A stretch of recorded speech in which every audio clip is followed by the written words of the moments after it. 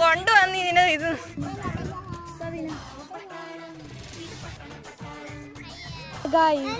ഒട്ടും കഴിക്കാൻ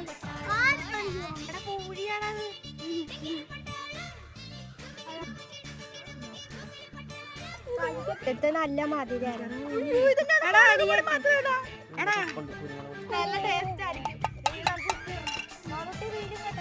എല്ലാരും അടിപൊളിയാണോ? ഞാനും കഴിക്കണം. വേണ്ടെന്ന് ഞാൻ പറഞ്ഞല്ലോ.